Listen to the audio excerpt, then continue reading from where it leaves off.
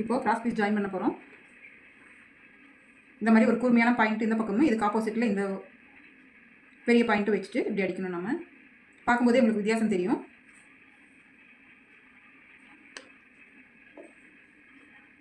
அதுக்கப்புறம் பார்த்தீங்கன்னா அடுத்த பீஸ் கூட இன்னொரு பீஸ் இதே மாதிரி ஜாயின் பண்ணணும். இப்போ பார்த்தீங்கன்னா நம்ம அடித்த கிராஸ் பீஸ் வந்து இந்த கழுத்துக்கு வந்து சரியாக இருக்கான்னு பார்த்துக்கணும். அது எப்படி பார்க்குறதுன்னு பார்த்தீங்கன்னா இப்படி 1/4 இன்ச்சு கொஞ்சம் எச்சா மேலே விட்டுட்டு இப்படி இந்த வளைவு வரையில் இப்படி கரெக்டாக இருக்குது அப்படின்றது நீங்கள் செக் பண்ணி பார்த்துக்கலாம். இது கொஞ்சம் எச்சாவே இருக்குது, இருந்தாலும் பரவாயில்ல. எப்படி எடுக்கலாம்னு பார்க்கலாம். அதாவது கிராஸ் பீஸனோட நல்ல பக்கமும் துணியோட நல்ல பக்கம் ஒன்றா வச்சு கெட்ட பக்கத்தில் நம்ம அடிக்கணும். ஒரு 1/4 இன்ச் அளவுக்கு அடிச்சுட்டே வரணும். அடிச்சுட்டு எப்படின்னு காமிக்கிறேன். இப்போ பார்த்தீங்கன்னா நெக்கை சுற்றிலேயே அடிச்சாச்சு.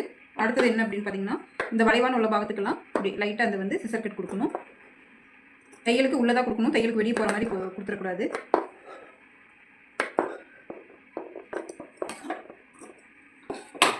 அடுத்து திருப்பி அடிச்சுட்டு எப்படின்னு காமிக்கலாம்.